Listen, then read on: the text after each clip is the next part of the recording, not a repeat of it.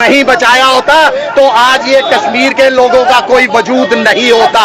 मैं इनको एक बार फिर साफ और स्पष्ट शब्दों के अंदर चेतावनी देता हूँ कि जम्मू के राष्ट्रवाद पर सवाल उठाना बंद कर दीजिए, अपने गिरेबान के अंदर झांकिए।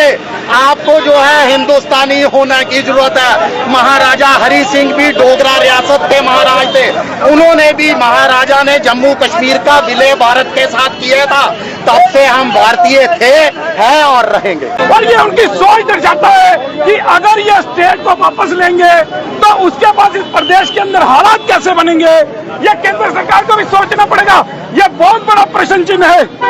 तो इसलिए अगर इन चोर लुटेरों के हाथ में यह प्रदेश दे दिया गया तो प्रदेश का क्या होगा?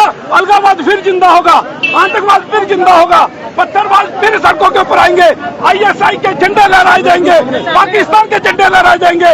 इसलिए केंद्र सरकार को बड़ी सोच समझकर कदम उठाना पड़ेगा।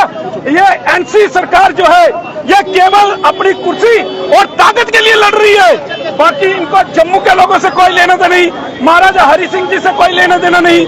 इसलिए उल्ट पटांग बयानबाजी और महाराजा हरि सिंह जी का अपमान लगातार ये कर रहे हैं। ये पहली बार नहीं नेशनल कॉन्फ्रेंस ने महाराजा हरि सिंह जी का अपमान किया हो, इससे पहले भी कई बार महाराजा हरि सिंह जी का अपमान जो है ये कर चुके हैं। लेकिन जम्मू के राष्ट्रवादी जनता ये बर्दाश्त नहीं करेगी और इसका मुंह तोड़ जवाब जो है वो नेशनल कॉन्फ्रेंस को दिया जाएगा। कर चुकी है। इससे यह दर्शाया पता चलता है, ज्ञात होता है कि एनसी को महाराजा हरि सिंह जी के मान सम्मान से कोई लेना देना नहीं।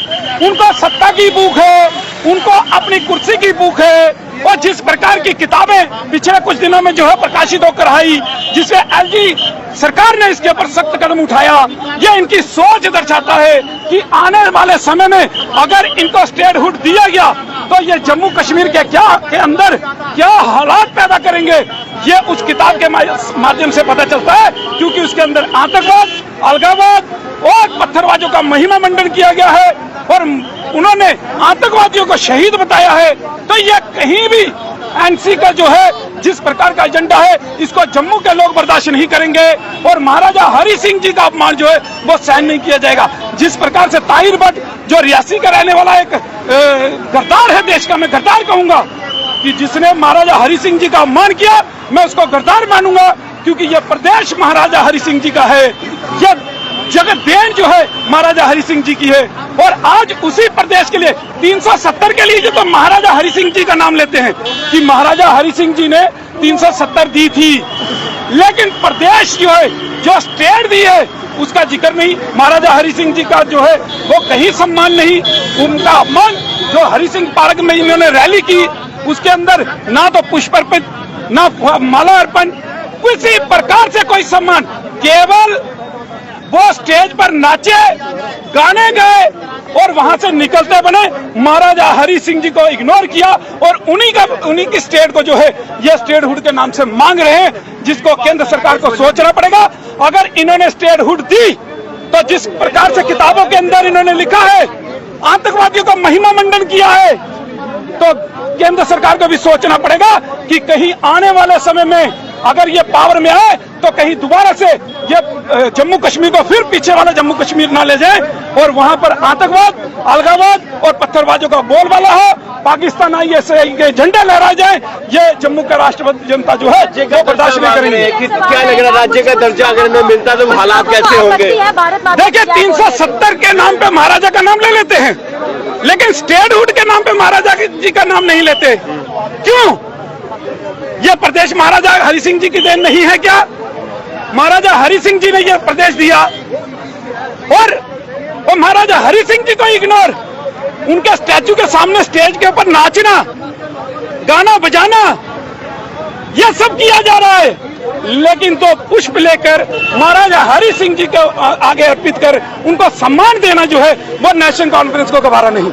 यह पहली बार नहीं इन्होंने महाराजा हरि सिंह जी का अपमान किया हो, इससे पहले भी नेशनल कॉन्फ्रेंस कई बार महाराजा हरि सिंह जी का अपमान कर चुकी है, जिसको जम्मू के लोग बर्दाश्त नहीं करेंगे। जिस प्रकार की ये किताबें निकाल रहे हैं, आतंकवाद, अलगाववाद और उसके अंदर ही पत्थरबाजों का महिमा मंडन किया जा रहा है, यह इनकी सोच के ऊपर प्रश्न चिन्ह लगाता है और केंद्र सरकार को सोचने में मजबूर करता है। कि क्या इनको स्टेटहुड वापस दी जाए। अगर मैं तो ये कहता हूं कि अगर दी जाएगी तो ये 2014 से पहले वाला जम्मू कश्मीर फिर से बना देंगे।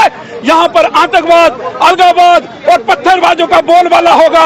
आईएसआई और पाकिस्तान के झंडे लहराए जाएंगे और इनके जो प्यादे हैं वो हमारी बेल्ट फोर्सेस के ऊपर पत्थर मारेंगे।